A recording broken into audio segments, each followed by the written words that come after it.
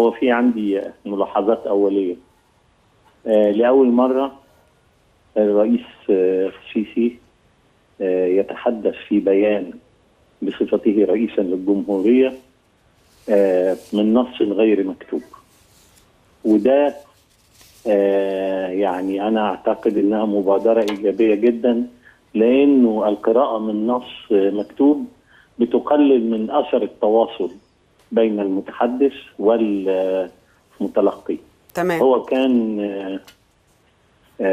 هادئ ومؤثر جدا في المتلقين.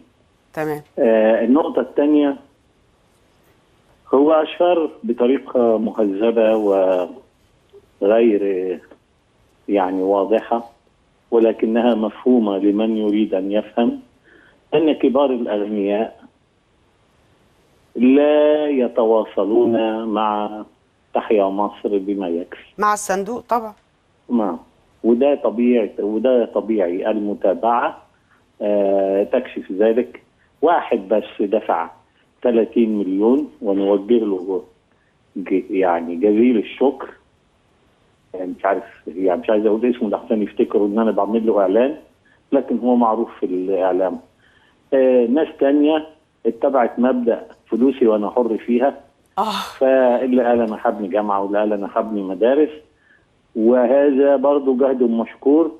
بس اتمنى عليهم انه اولا بشكل موثق وقانوني يتنازلوا عن ملكية هذه مدارس للدولة، المؤسسات للجنة لتحيا مصر، عشان هي اللي تتملكها وتديرها.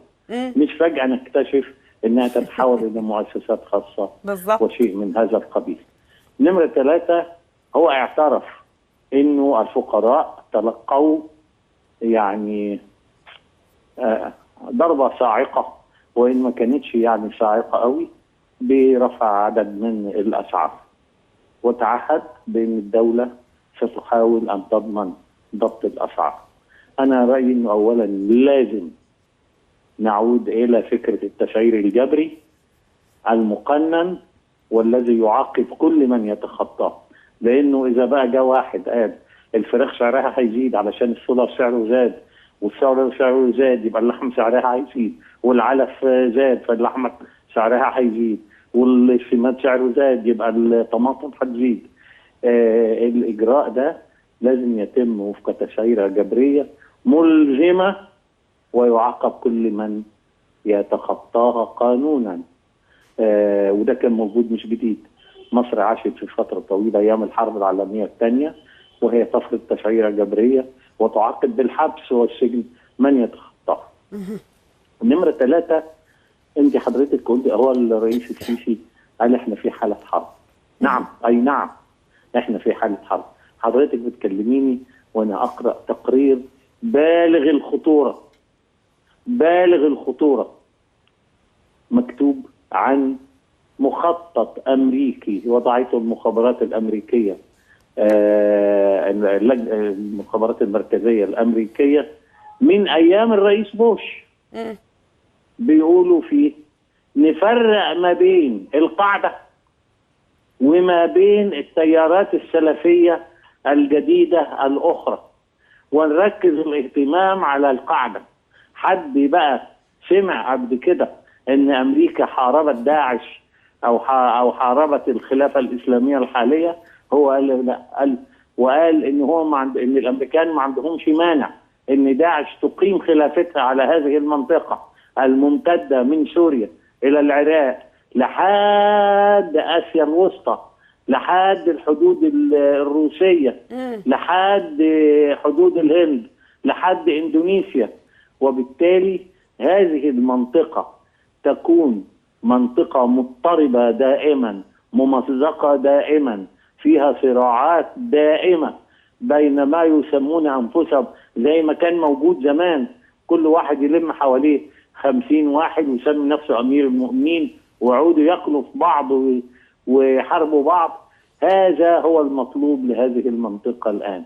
ولهذا الإدارة الأمريكية لم توجه أي هجوم ولا أي مطاردة ولا أي ضغط ولا أي دعاية ضد داعش، ولكنها كانت تلفت الأنظار فقط إلى تنظيم القاعدة الذي هو بذاته ينزوي الآن. وبالتالي هي زي اللي بيقول للواحد شوف العصفورة فيبص عليها يقوم ضربه على دماغه. يبقى ده أولا دي قضية بالغة الأهمية. أيضا أنا عايز أقول بقى علشان نخرج من المأزق ده ما يكفيش حسن النية، وما يكفيش إن الرئيس يعني يشجع الناس ويحمسهم إنه، لكن لابد من دراسات يشارك فيها قوى فاعلة في المجتمع، ودراسات لأناس متخصصين. احنا من جانب حزب التجمع أرسلنا للرئيس أول يوم توليه، أرسلنا له مجموعة من الدراسات حوالين إزاي نحل مشاكل الري، وإزاي نحل مشاكل السد الإثيوبي، وإزاي نحل مشاكل الصحة، وإزاي نحل مشاكل التعليم ومشاكل الثقافة، وكاتبها يعني خبراء متخصصين في أعلى مستوى من أعضاء المجلس الاستشاري لحزب التجمع. والآن طبعت هذه التقارير في كتاب هنوزعه أيضا على أجهزة الإعلام وعلى المسؤولين. بس أهمس في أذن الرئيس، ليسوا من يحطون بك فقط هم الذين يعرفون في كل هذه القضايا.